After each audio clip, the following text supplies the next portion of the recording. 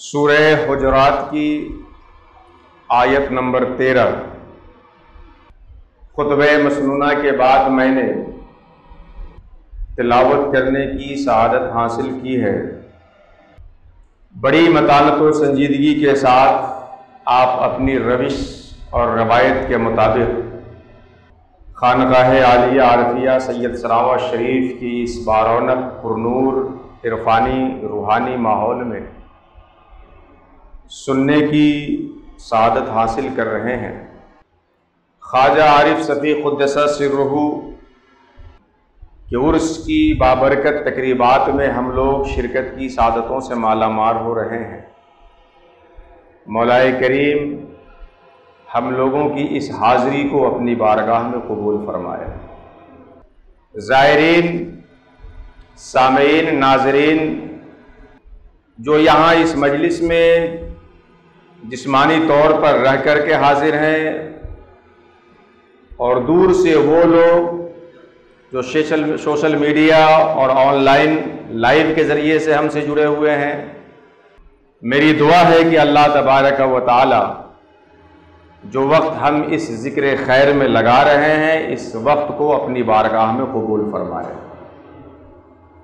حضور سلطان العارفین کے فیضان اور برکات سے ہم سبوں کے دل اور دامن کو مالا مال فرمائے۔ پوری دنیا میں بالعموم اور ہمارے وطن عزیز ہندوستان میں بالخصوص ان اولیاء اللہ کے آراز کے صدقے طفیل اللہ امن و امان کی فضا کو قائم فرمائے۔ آمین آمین یا رب العالمین، بجاہ حبیب کا سید المرسلین علیہ وعلی آلہ افضل الصلاۃ و اجمل التسلیم۔ قرآن حکیم کی جس آیت کریمہ کو میں نے عنوان سخن کے طور پر آپ کے سامنے تلاوت کی، بڑی متانت و سنجیدگی کے ساتھ اس پہ آپ غور کریں۔ اس آیت کریمہ کے 3 بنیادی حصے ہیں۔ من جملہ یہ آیت کریمہ اپنے اندر 3 موضوعات کو سمیٹے ہوئے ہے، جس میں سے ہر ایک مستقل گفتگو کا متقاضی ہے، مگر اس کے عموم پہ آپ کے سامنے میں گفتگو کرنے کی کوشش کرتا ہوں۔ اللہ فرماتا ہے یا ایھا الناس، اے لوگو، انا خلقناکم من ذکر و انثی، میں نے تمہیں ایک مرد و عورت سے بنایا، پیدا کیا۔ وَجَعَلْنَاكُمْ شُعُوبًا وَقَبَائِلَ، تمہیں مختلف قبیلوں میں، مختلف خاندانوں میں، مختلف تہذیب اور کلچر میں ڈھالا تاکہ تم ایک دوسرے سے پہچانے جاؤ۔ إِنَّ أَكْرَمَكُمْ عِندَ اللَّهِ أَتْقَاكُمْ، تم میں سب سے زیادہ معزز اللہ کی بارگاہ میں وہ ہے جو سب سے زیادہ تقوی اختیار کرنے والا ہے۔ ان اللہ علیم خبیر، اللہ تمہارے ظاہر سے بھی باخبر ہے، جاننے والا ہے، اور تمہارے باطن سے بھی آگاہ ہے، اس کی بھی خبر رکھنے والا ہے۔ آیت کریمہ کے 3 بنیادی حصے۔ پہلا حصہ ہے یا ایھا الناس انا خلقناکم من ذکر و انثی وجعلناکم شعوبا وقبائل لتعارفوا، ایک حصہ۔ دوسرا حصہ ان اکرمکم عند اللہ اتقاکم، اور تیسرا حصہ ان اللہ علیم خبیر۔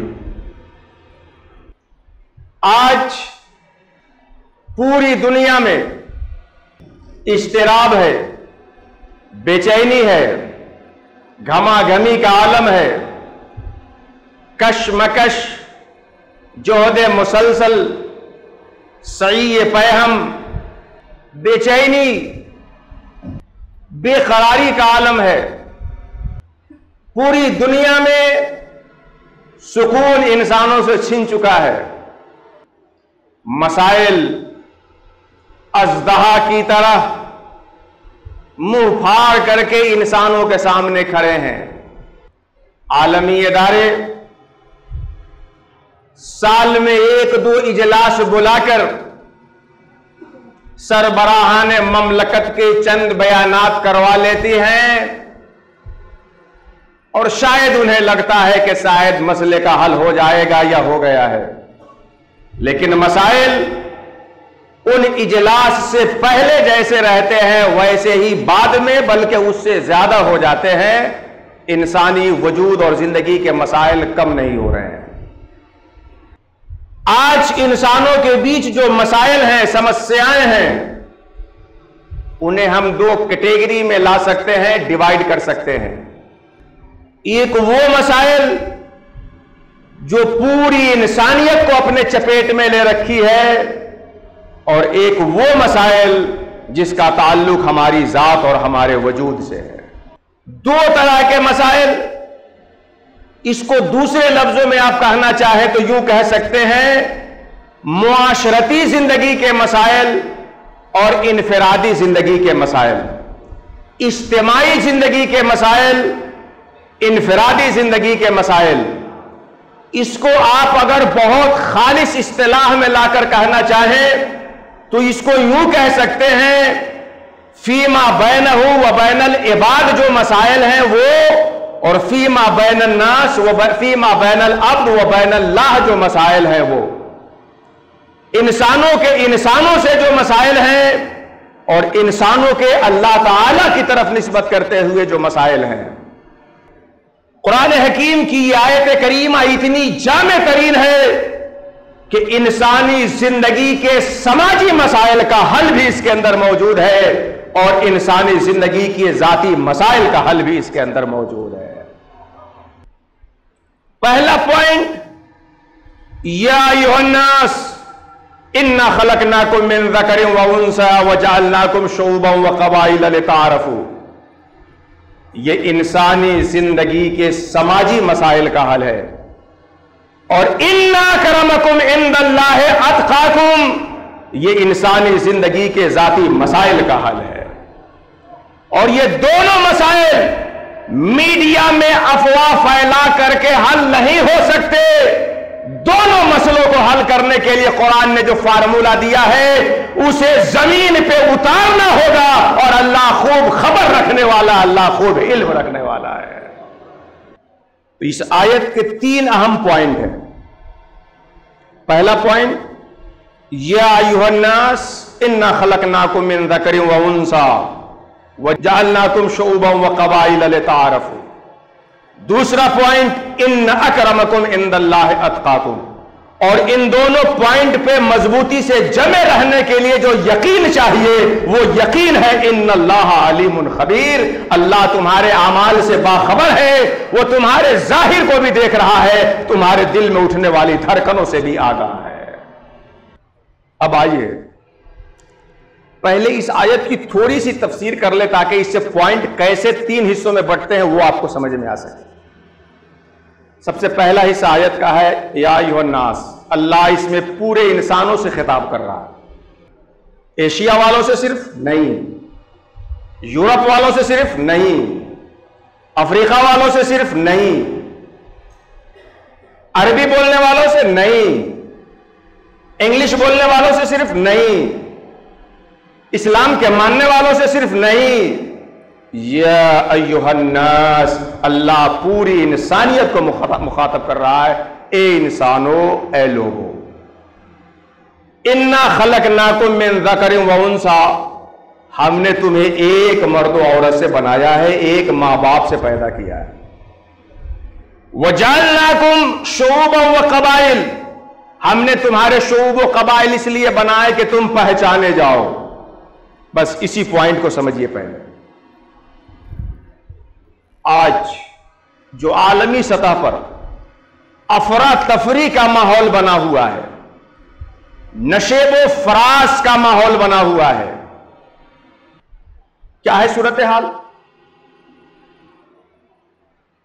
हर एक तशख़्ख़ुस वाला दूसरे तशख़्ख़ुस वाले को दबाना चाह रहा है।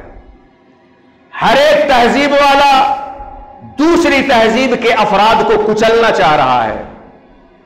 हर आदमी को अपने हक की खूब फिक्र है, दूसरे के हक की उसे कोई रियायत नहीं है। اور یہ بیماری ہی ساری بیماریوں کی جڑ ہے۔ جب تک انسان پوری روئے زمین پہ بسنے والے کسی بھی طرح کے کوئی انسان ہو یہ تصور اپنے ذہن و دماغ میں راسخ نہ کر لے کہ دنیا کا ہر انسان ہمارا بھائی ہے، تب تک روئے زمین پہ امن و سکون کا کبھی بھی ماحول نہیں بن سکتا ہے۔ پوری دنیا میں بسنے والا انسان سب سے پہلے یہ مفروضہ اپنے ذہن و دماغ میں قائم کرے کہ کوئی بھی انسان ہو، کالا ہو یا گورا، پڑھا لکھا ہو یا ان پڑھ، متقی ہو یا عاصی، نافرمان ہو یا پرہیزگار، پیر ہو یا مرید، استاد ہو یا شاگرد، بادشاہ ہو یا رعایا، طبیب ہو یا مریض، کوئی بھی انسان جو اس روئے زمین پہ زندگی گزار رہا ہے وہ سب ایک ماں باپ کی اولاد ہے اور سارے انسان آپس میں بھائی بھائی ہیں۔ جب تک انسانیت اس مفروضے پہ نہیں آتی ہے آتنکواد کا خاتمہ نہیں ہو سکتا ہے، دہشت گردی کا خاتمہ نہیں ہو سکتا ہے۔ پوری انسانیت کو سب سے پہلے اس نقطۂ نظر پہ آنا ہوگا۔ اے انسانو انا خلقناکم من ذکر و انثی، ہم نے تمہیں ایک مرد و عورت سے بنایا، پھر تمہیں شعوب و قبائل میں تقسیم کیا تاکہ تم پہچانے جاؤ۔ آج جو ہماری آپسی تمیز ہے، ایک دوسرے کو دبوچ لینے کا جذبہ ہے، وہ اسی لیے نا کہ ہم سمجھتے ہیں ہم جیسا کون ہے صاحب۔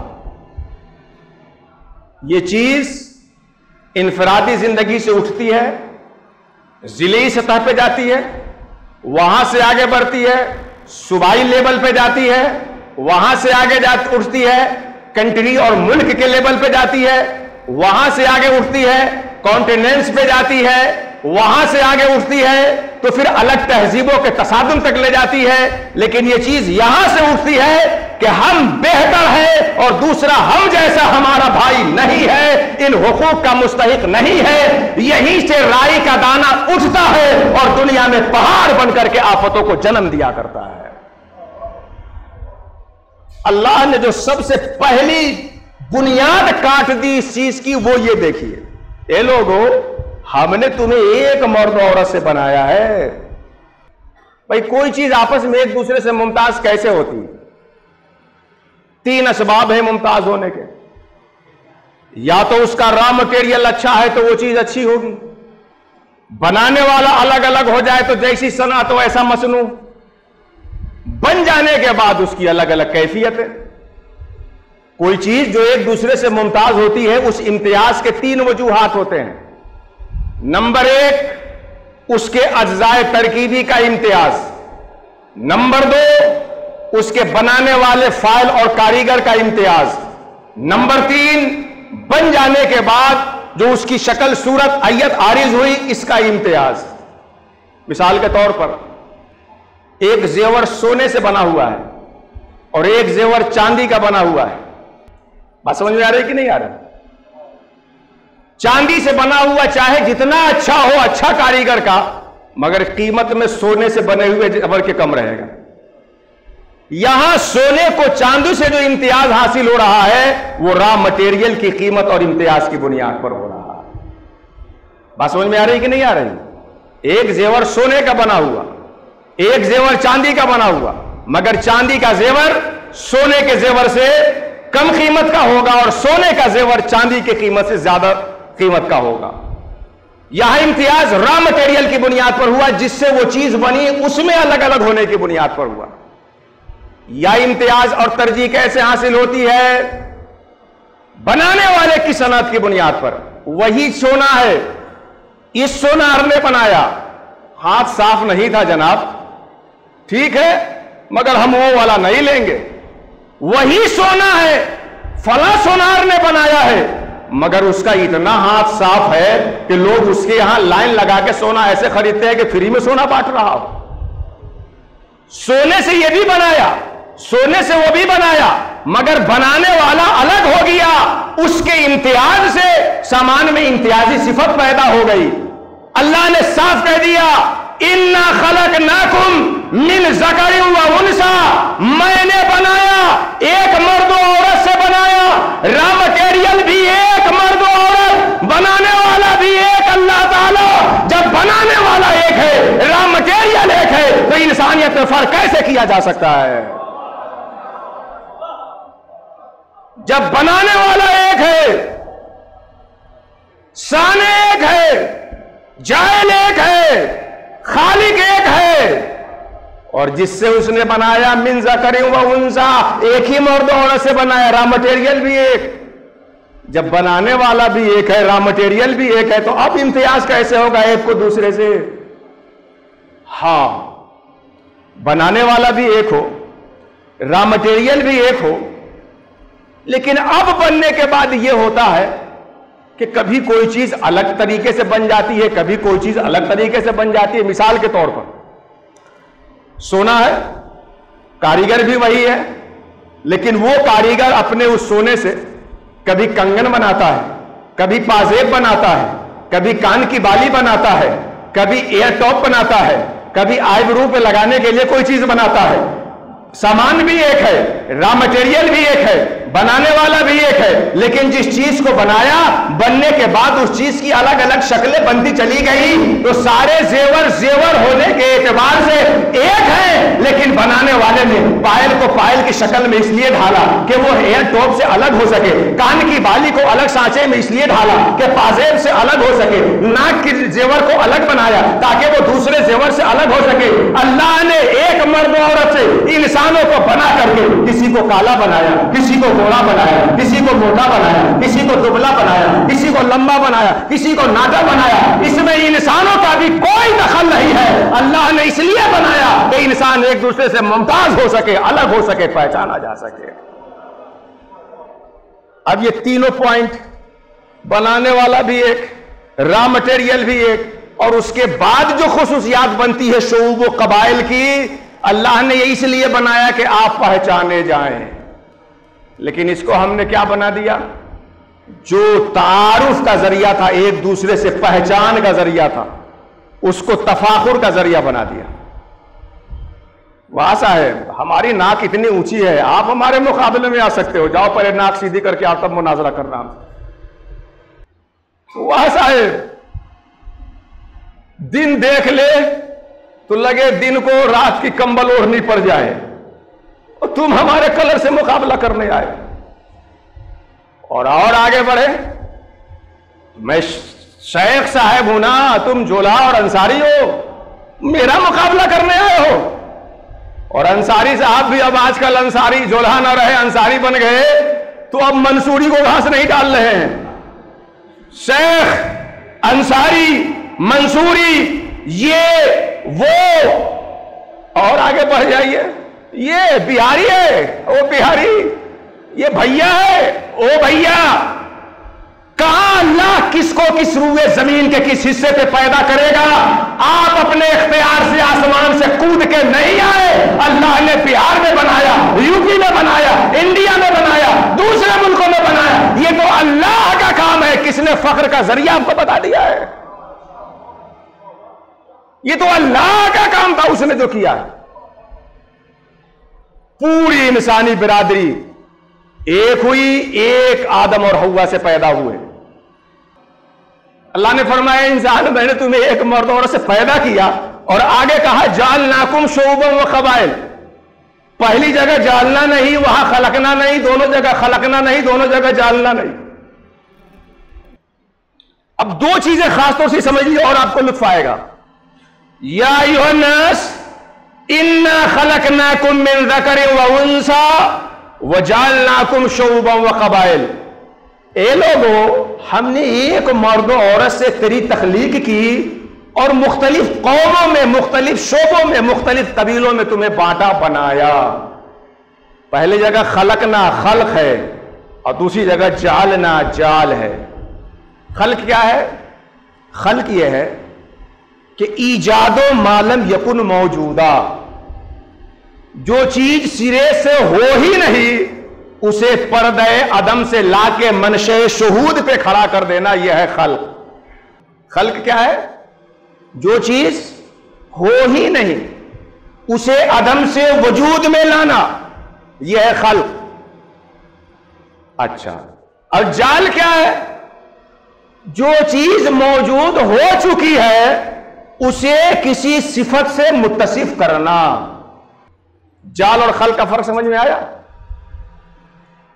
یہ تو ہمارے طلبہ احسان مانے ان لوگوں کا جنہوں نے درسگاہ سے ملا حسن کو نکال کر کے ایک بڑے پہاڑ سے ان کو آزاد کر دیا ہے، ورنہ اس میں یہ ساری باتیں بڑی تفصیل کے ساتھ بتائی گئی تھی کہ جال کیا ہوتا ہے، پھر جال بسیط کیا ہوتا ہے، اور جال مرکب کیا ہوتا ہے، پھر وحدت الشہود سے کس کا سرا ملتا ہے، اور وحدت الوجود تک جا کے کس کا شجرہ پہنچتا ہے۔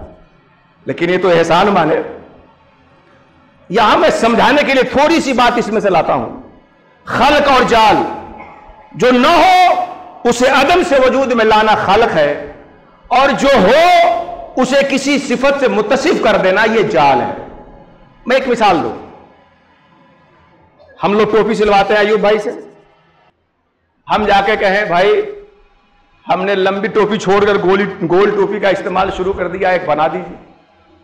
اب وہ ہمارے لیے جو ٹوپی نہیں تھی کپڑا کاٹ کے بنانے لگے۔ میں مثال دے رہا ہوں، مثال ممثل ہو کہ عین مطابق نہیں ہوتی، نہیں تھی تو بنانے لگے۔ تو اس کو آپ کہہ سکتے ہیں کہ جو نہیں ہے اس کو ایک طرح سے کرنا، لیکن وہ بنا کس لیے رہے تھے؟ میرے لیے۔ اتنے میں فہیم بھائی پہنچ گئے، وہ کہیں کہ فہیم ہم کو ممبئی جانا ہے، مولانا صاحب کو 2 دن بعد بنا کے دے دیجئے گا، ابھی ہم کو دے دیجئے۔ اب ہمارے لیے جو ٹوپی بنی تھی ایوب بھائی نے اس ٹوپی کو فہیم بھائی کو دے دی، تو جو نہیں تھی اسے بنایا، یہ خلق کہلاتا ہے۔ اور جو تھی کسی اور کے لیے یا کسی اور صفت پہ، اس کو کسی اور صفت پہ کر دیجئے، کسی اور کے لیے کر دیجئے، یہ جال کہلاتا ہے۔ پہلے اللہ نے فرمایا کہ ہم نے انسانوں کو جب وہ نہیں تھا تو ایک باپ اور ایک ماں سے اسے پیدا کیا، عدم سے وجود میں لایا، یہ خلق ہوا، یہ خلق ہوا۔ اور جب بنایا تو بن جانے کے بعد زید کو الگ سے ممتاز ہونا چاہیے، بکر کو خالد سے الگ سے ممتاز ہونا چاہیے، ایک کو دوسرے سے پہچانا جانا چاہیے۔ تو اس کے لیے اللہ نے شعوب و قبائل بنایا، تو بنا دینے کے بعد جو ایک کو دوسرے سے ممتاز کیا، یہ ایک صفت کا اس بات ہوا، تو یہ جال ہو گیا۔ تو اصل ہے خلق اور فرع ہے جال۔ اصل چیز ہے کسی چیز کو عدم سے وجود میں لانا اور اس کو کسی کے لیے بنانا، یہ فرع ہے۔ اب آپ اصالتاً کیا ہے اور فرعاً کیا ہے، یہ 2 آیتوں سمجھ لیجئے۔ آپ شعوب و قبائل میں بنائے گئے ہیں تاکہ پہچانے جائیں، تو پہچان آپ کی فرعی صورت ہوئی۔ اور پیدا کس لیے کیے گئے؟ وَمَا خَلَقْتُ الْجِنَّ وَالْإِنسَ إِلَّا لِيَعْبُدُونَ، اللہ نے انسانوں کو جناتوں کو اپنی عبادت کے لیے پیدا کیا ہے، تو یہ عبادت ہے اصل مقصود۔ تعارف فرع ہے اور عبادت اصل مقصود ہے۔ اسی لیے تو آگے نتیجہ بتایا گیا کہ تعارف کی بنیاد پر کوئی اللہ کی بارگاہ میں معزز نہیں ہوتا۔ ان اکرمکم عند اللہ اتقاکم، مقصد کی بنیاد پر، تقوی کی بنیاد پر کوئی اللہ کی بارگاہ میں معزز ہوتا ہے۔ اب دیکھیے، خلقناکم من ذکر و انثی وجعلناکم شعوبا وقبائل، یہ پہلی چیز ہو گئی۔ دوسری چیز سنیے، ان اکرمکم عند اللہ اتقاکم، تم میں سب سے زیادہ متقی، جو سب سے زیادہ اللہ کے نزدیک عزت والا وہ ہے جو سب سے زیادہ تقوی والا ہو۔ اب دونوں موضوع کو ایک دوسری جہت سے دیکھیے۔ پہلی ساری چیزیں وہ ہیں جو آپ کے اختیار میں نہیں، شعوب ہونا، قبائل ہونا، کہاں پیدا ہو، کس کے گھر پیدا ہو، کیسے پیدا ہو، کیا ہماری صفتیں ہو، یہ ساری چیزیں ہمارے اختیار میں نہیں ہے۔ اور جو ہمارے اختیار میں نہیں ہے، اللہ نے بزرگی کا معیار بھی اس کو نہیں بنایا۔ ان اکرمکم عند اللہ اتقاکم، تم میں سب سے زیادہ معزز اللہ کے نزدیک وہ ہوگا جو تقوی والا ہے۔ اور تقوی انسان کا اختیاری شرف ہے۔ پتہ کیا چلا کہ اللہ تک پہنچنے کے لیے بپوتی وراثت نہیں چلے گی، محنت کر کے اپنے اندر کمال حاصل کرنا پڑے گا، تب اللہ تک پہنچیں گے۔ ان اکرمکم عند اللہ اتقاکم، 2 چیز ہو گئی۔ پہلی چیز جو آپ کے اختیار میں نہیں ہے، اور دوسری چیز جو آپ کے اختیار میں ہے۔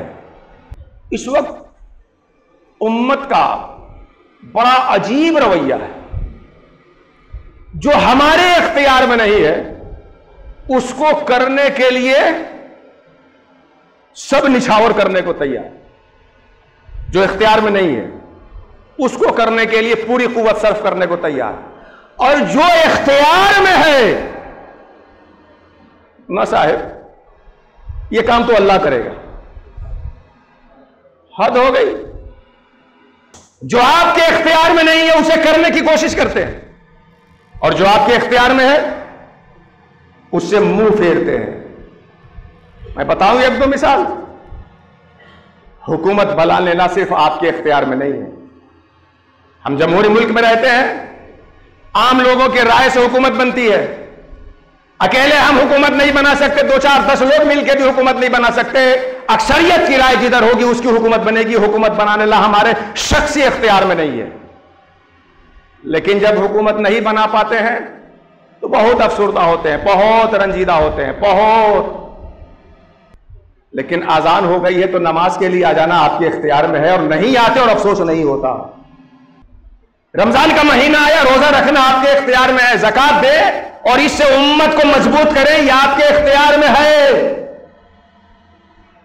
یہ نہیں کریں گے۔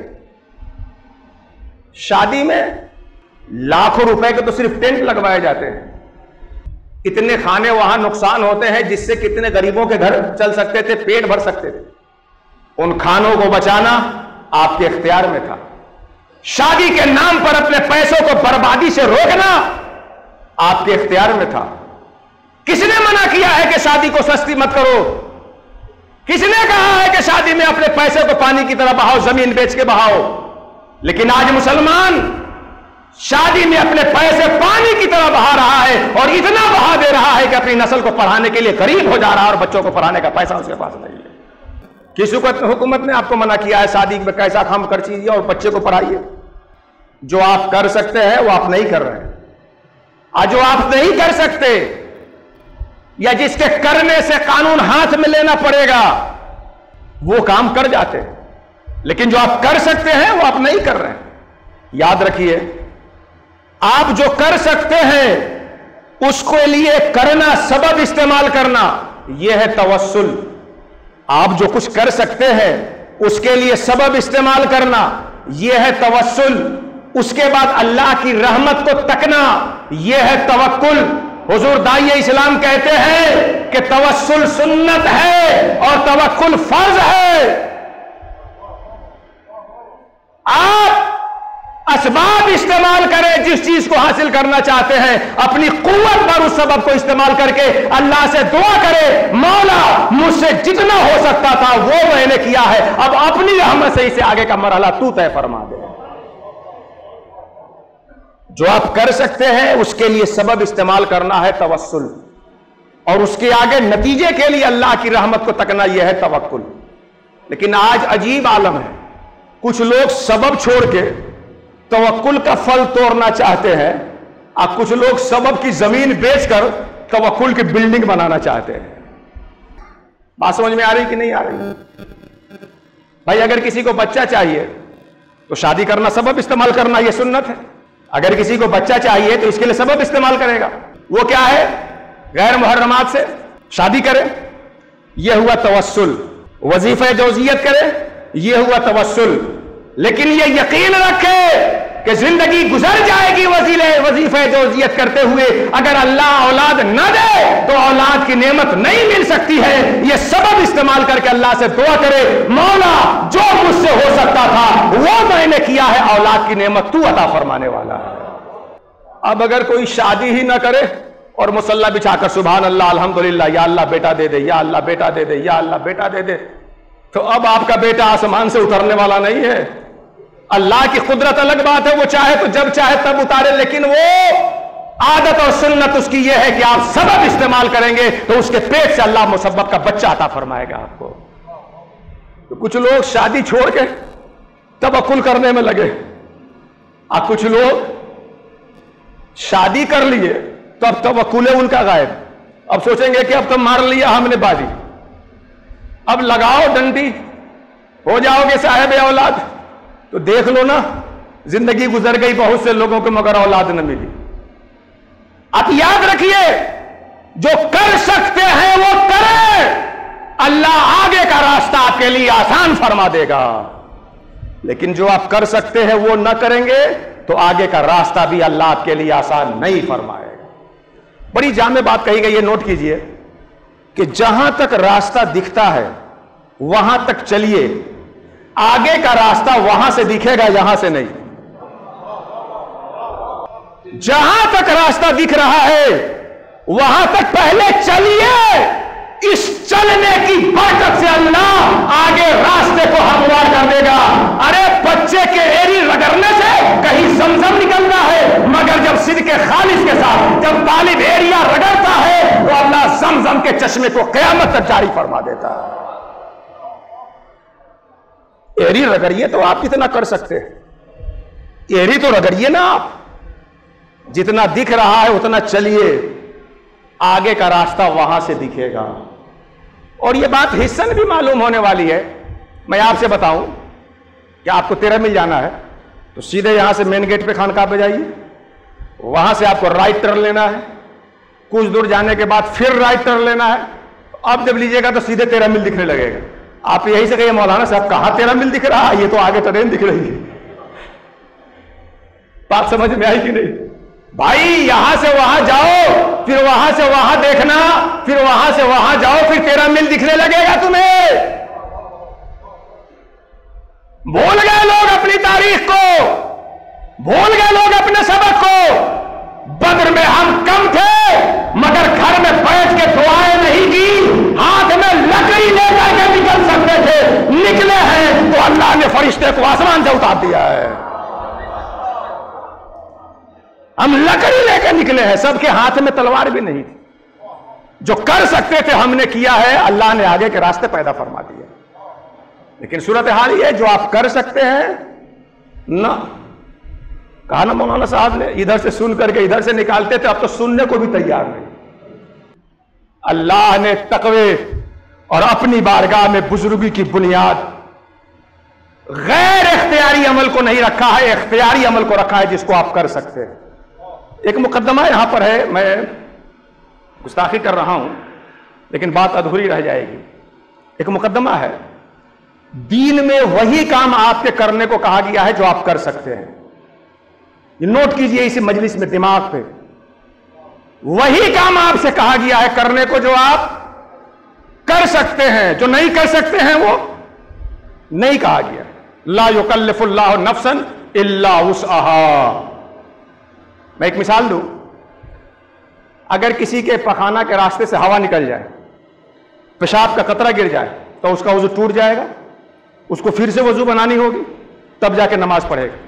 لیکن ایک ایسا شخص ہے کہ بار بار پیشاب کے راستے سے اس کے قطرے آ رہے ہیں، وضو بناتا ہے قطرہ آ رہا ہے، اس کے پاس اتنا وقت ہی نہیں بچتا کہ وضو بنا کے نماز پڑھ سکے، تو اب شریعت نے اس سے اس حکم کو ساقط کر دیا، اب وہ وضو بنا کے اس وقت کی ساری نمازیں پڑھے، اب قطرے سے وہ بچ نہیں سکتا، تو اللہ نے اس کے حق میں اس کو کالعدم کر دیا ہے۔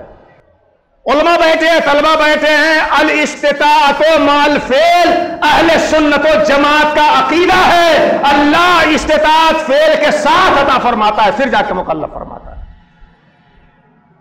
جو آپ کر سکتے ہیں وہ کیجئے، تقوی اختیار کیجئے، اس سے آپ اللہ کے نزدیک معزز ہو جائیں گے۔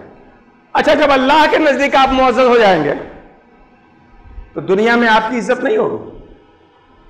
یہ بڑا عجیب مغالطہ لوگوں میں پھیلایا گیا کہ مولانا صاحب لوگ تو سیدھے حور قصور اور جنت کی بات کرتے ہیں، یہاں دنیا کے آرام اور ایسے ان کو کیا مطلب۔ مولانا مجیب الرحمان علیوی صاحب اپنا تجربہ شیئر کر رہے تھے کہ جب وہ پہلی مرتبہ علی گڑھ گئے، ان کے استاذ کو پتا چلا کہ یہ مدرسہ بیک گراؤنڈ سے آ رہے ہیں، تو انہوں نے، جیسا کہ عادت ہوتی ہے، میری تو ملاقات پروفیسر حضرات سے کم ہے مگر ان سے ملنے والوں سے زیادہ ہے، کہا کہ مولانا آپ مدرسے کی پڑھائی سے اللہ کے عذاب سے تو بچ جائیں گے مگر دنیا کے عذاب سے نہیں بچ پائیں گے۔ یہ کن کے تصورات ہیں؟ عام لوگوں کے نہیں، پڑھے لکھے لوگوں۔ آپ کے ذہن میں ایک سوال ہوتا ہے، مولانا صاحب ارے آپ کے یہاں عرس میں آئے ہیں، تقریر کر لیجئے، روزہ پہ، نماز پہ، سب پہ، لیکن باہر نکلنے کے بعد روٹی کی فکر تو ساری تقریر بھلا دے گی آپ۔ آج کل بلڈوزر چلایا جا رہا ہے، مکان کی فکر تو آپ کی تقریر کا حاشیہ بھی ذہن میں نہ رہنے دے گی۔ میں آپ سے کہنا چاہتا ہوں، بات سمجھنے کی کوشش کریں۔ جب تقوی کی بنیاد پر انسان اللہ کی بارگاہ میں معزز ہو جائے گا تو جو خالق کی نظر میں محبوب ہو جائے وہ سب کی نظر میں عزت کے لائق ہو جائے گا۔ بات سمجھ میں آئی کہ نہیں ہے؟ نہیں آئی سمجھ میں؟ سنیے، کتاب میلہ لگاؤ، بڑا میلہ لگاؤ، مولانا رفیع اقبال صاحب کا جو چوائس ویلو ہے نا وہ بڑا ہائی ہے۔ ہم تو دیکھ کے تھک جاتے ہیں، اب مدرسے سے نظرانہ پاتے ہیں، مقررین بڑھ کے تقریر سے بھی نظرانہ پاتے ہیں، تب بھی ان کے ویلو پہ نہیں پہنچ پاتے ہیں، کتنا اعلیٰ ویلو ان کا ہو گیا۔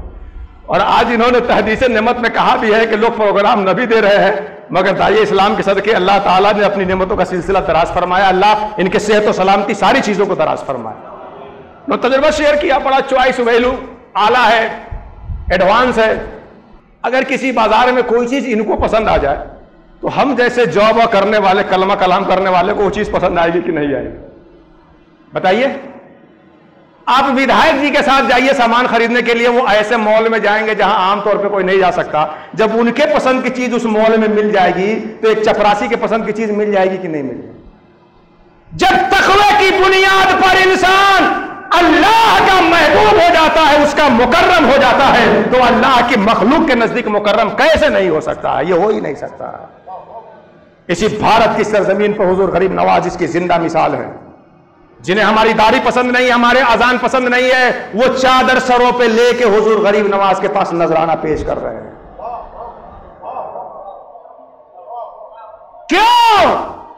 غریب نواز تقوی اختیار کر کے اللہ کے مکرم ہو گئے، اور جو اللہ کے نزدیک معظم ہو جاتا ہے اللہ اس کی عظمت لوگوں کے دلوں میں ڈال دیا کرتا ہے، اللہ اس کی محبت لوگوں کے دلوں میں ڈال دیا کرتا ہے۔ تو اب اگر آپ تقوی اختیار کر لیں تو اللہ کے نزدیک تو معظم ہوں گے ہی، لوگوں کے نزدیک بھی معزز ہو جائیں گے۔ جنت کی حور اور قصور تو ملے گی بھی، دنیا کی نعمت بھی ملے گی، یہ یاد رکھیے۔ تقوی اختیار کر لیں تو جنت کے حور قصور تو ملے گی، دنیا کی نعمتیں بھی اللہ دے گا۔ اس کے لیے میں اپنی بات نہیں کہوں گا کیونکہ پروفیسر صاحب سے مقابلہ ہے بھائی، ڈاکٹر چشتی صاحب یہاں پہ بیٹھے ہوئے ابھی دبوچ لیں گے مولانا آپ ہماری برادری کے ساتھ کیا کر رہے ہیں۔ میں قرآن شریف کی آیت بتاتا ہوں، اِنَّ أَكْرَمَكُمْ عِندَ اللَّهِ أَتْقَاكُمْ، سب سے معزز تم میں وہ ہے جو سب سے زیادہ تقوی رکھنے والا ہو۔ اب سنیے، جو تقوی اختیار کرنے والا ہوگا اللہ اس کے ساتھ کیا کرے گا، سنیے۔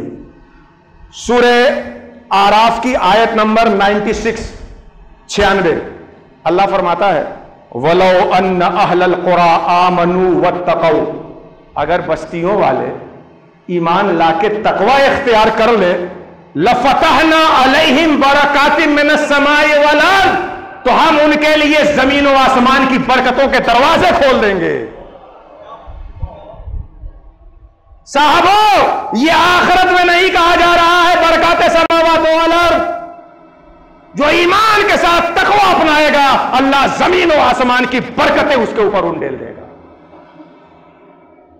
اور دوسری آیت دیکھیے، سورہ طلاق کی آیت نمبر 2، مَن یتق اللہ یجعل لہ مخرجا، جو اللہ سے ڈر رکھے گا اللہ اس کے لیے گنجائش اور وسعت پیدا فرما دے گا۔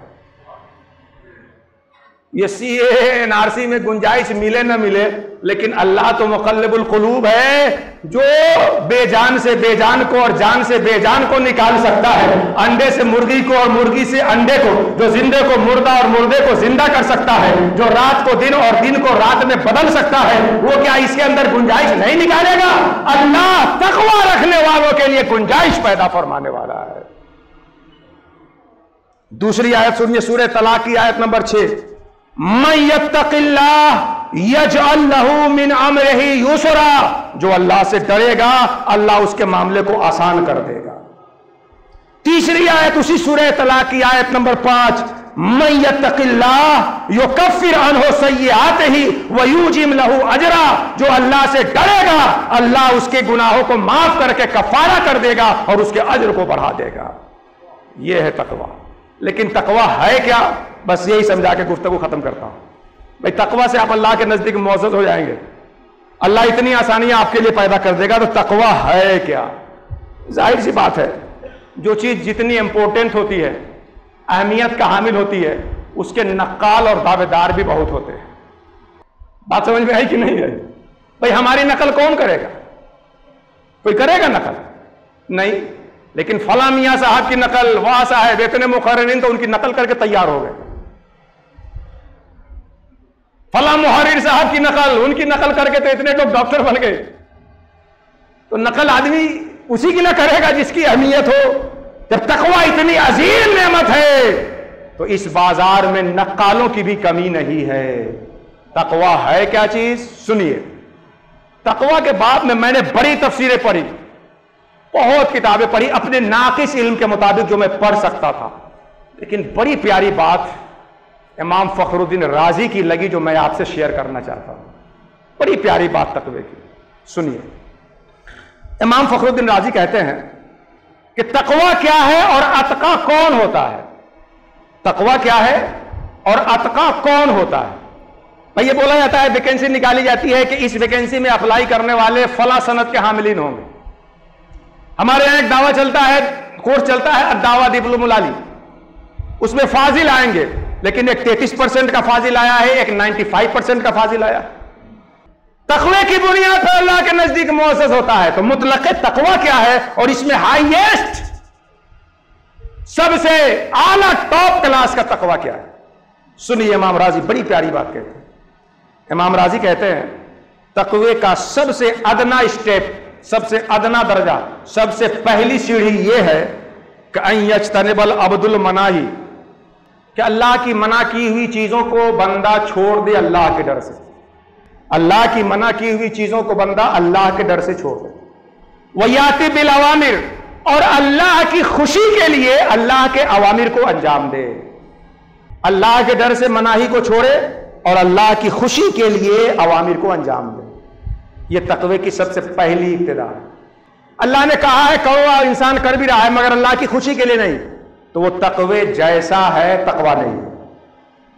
اللہ نے کہا چھوڑو، چھوڑ دیا مگر اللہ کے ڈر سے نہیں چھوڑا، کسی اور مقصد سے، تو تقوی جیسا ہے تقوی نہیں۔ شراب سے منع کیا گیا ہے، کوئی اس لیے شراب چھوڑے کہ اس کے سارے برباد ہو گئے اب نہ پیے گا، تو چھوڑا تو اللہ کی منع کی ہوئی چیز کو، لیکن اللہ کے ڈر سے نہیں۔ یہ تقوی جیسا لوگوں میں کہا جا سکتا ہے، اللہ کے نزدیک یہ تقوی نہیں۔ نماز پڑھنے کا اللہ نے حکم دیا، کوئی اس لیے نماز پڑھے کہ ہم یہاں امام صاحب بن کے آئے ہیں، مدرس بن کے آئے ہیں، مفتی بن کے آئے ہیں، ہم نہ پڑھیں گے تو یہاں 4 دن میں رخصت کر دیے جائیں گے، اب پڑھو نماز۔ اللہ کی رضا کے لیے نہیں، یہ تقوی جیسا ہے تقوی نہیں ہے۔ جیسا اور ویسا ہونے میں کیا فرق ہے؟ یہاں دیوار پہ ایک شیر بنا دے، T for tiger, L for lion, بچہ بھی انگلی لگ کے کہے گا sir T for tiger, L for loyal.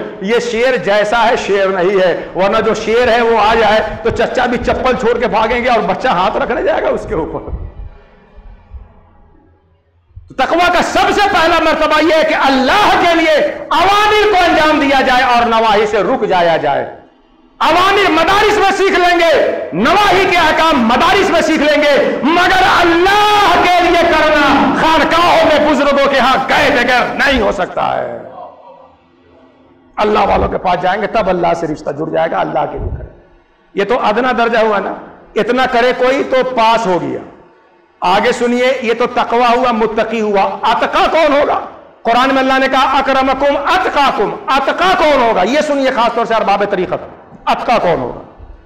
امام راضی کہتے ہیں اتقی وہ ہوگا الذی یاتی بما امر بہ، اللہ نے جو کہا ہے وہ تو کرے ہی اللہ کے لیے، اللہ نے جسے روک دیا ہے اس سے تو رکے ہی اللہ کے ڈر سے، وہ چیز تو کرے ہی جو فرسٹ کلاس میں تھی، 95 والوں کو 33 تو لانا ہی ہوگا۔ اس کے ساتھ امام راضی کہتے ہیں ما ذالک، اس کے ساتھ خاشن ربہ، ہر لمحہ لب سے ڈر رہا ہو، لا یشتغل بغیر اللہ، کہ کہیں اس کا دل اللہ کے علاوہ میں مشغول نہ ہو جائے۔ اتقی کون ہوگا؟ جو اوامر کو کرنے کے ساتھ ساتھ نواہی سے رکنے کے ساتھ ساتھ ہر لمحہ اپنے نفس کا یہ محاسبہ کرے کہ وہ اللہ سے غافل ہو کے تو نہیں زندگی گزار رہا ہے۔ فَيُنَوِّرُ اللَّهُ قَلْبَهُ، اس ذکر کے بدولت اللہ اس کے قلب کو منور کر دے۔ فَإِنِ الْتَفَتَ لِحْظَةً إِلَىٰ نَفْسِهِ، ایک لمحے کے لیے بھی ذکر الہی سے اگر نفس کی طرف آیا، اپنی اولاد کی طرف آیا، ماں سوا کی طرف آیا، جَعَلَ ذَلِكَ جَنْبَهُ، تو اس اترنے کو وہ گناہ سمجھتا ہے اور راتوں رات آنسو بہا کے اس گناہ کو دھونے کی کوشش کرتا ہے۔ یہ اتقی ہے، جو اتقی ہوگا اللہ کے نزدیک مکرم ہوگا۔ اچھا، آخری بات، آدمی جو کرنا ہے وہ کرے، اچھا کرنے میں بھی جو کر چکا ہے وہ تو اور آسان ہوتا ہے. آپ چاہتے ہیں کہ اللہ کے نزدیک معزز ہو کر روئے زمین پہ عزت سے رہیں تو جو کر چکے ہیں وہ کیجئے. کیا کر چکے ہیں؟ امام جلال الدین سیوطی کی ایک بات بتا کر کے اپنی گفتگو سمیٹتا ہوں. جلال الدین سیوطی کہتے ہیں کہ بچوں کی 5 خصلت ایسی ہے کہ بڑے لوگ اگر اپنے اندر اپنا لیں تو وہ اللہ کے دوست اور ولی بن جائیں گے, اللہ کے معزز بن جائیں گے. کتنی خصلت بچوں کی؟ اور بچپنے میں جو آپ کیے ہیں وہ تو ہوگا نہیں یاد آپ لوگوں کو. نہیں یاد ہوگا تو کسی بچے کی صحبت میں 2-4 دن رہ جائیے گا, پورا سبق دہرا دے گا. بچپنے کی 5 خصلتیں ہیں, اگر بڑوں میں آ جائے تو اللہ اسے اپنا دوست بنا لے گا. پہلی خصلت ہم الباکون, بچے نرم دل ہوتے ہیں, بات بات پہ رونے والے ہوتے ہیں. یہ تو آپ کر سکتے ہیں نا. رات کو جب خلق سو رہی ہو مصلی بچھا کے رب کے پاس چلے آئیے, سجدہ کیجئے, روئیے. جیسے بچہ رو کر اپنی ضد منوا لیتا ہے, ہم رو کر اللہ سے اپنے گناہوں کی مغفرت کروا لیں. یہ بچوں کی پہلی خصلت ہو. پہلی چیز جو آپ کر سکتے ہیں اور آپ کو کرنا ہے آج کی تقریر کے بعد, اپنے دل کو نرم کریے.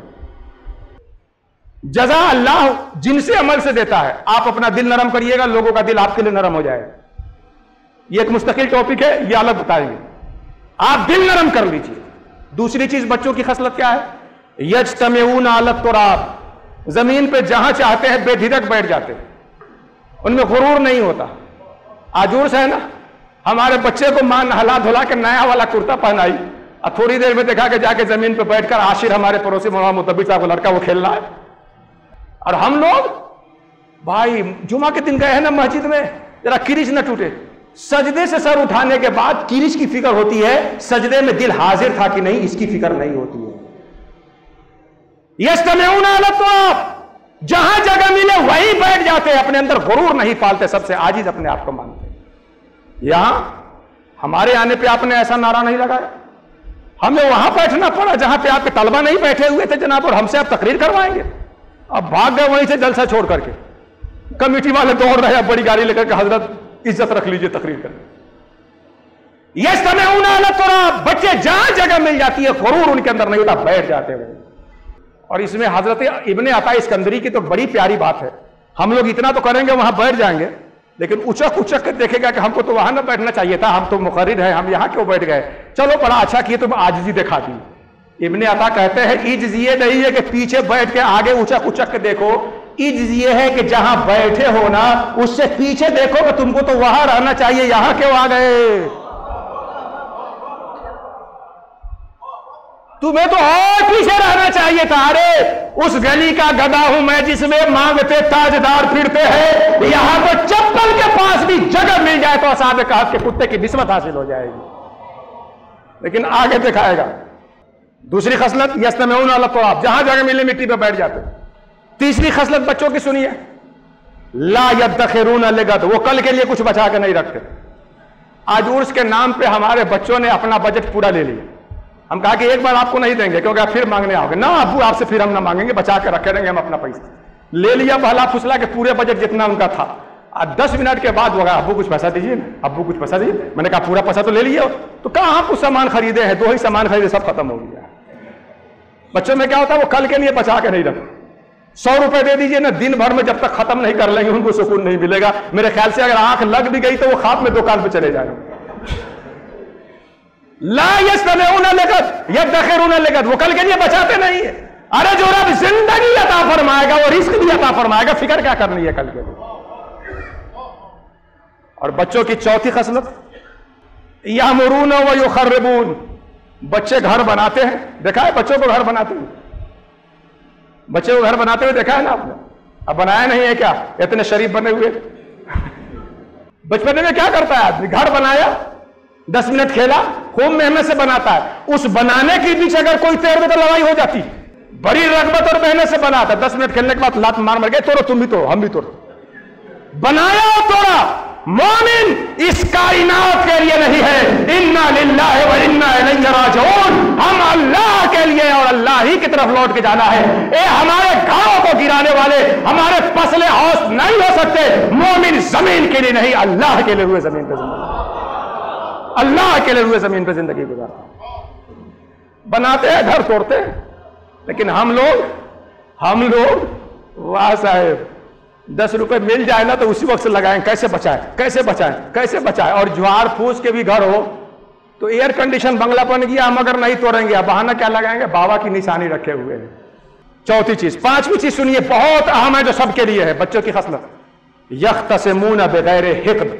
بچے اختلاف کرتے ہیں لڑتے ہیں جھگڑتے ہیں مگر اس میں کینہ نہیں ہوتا.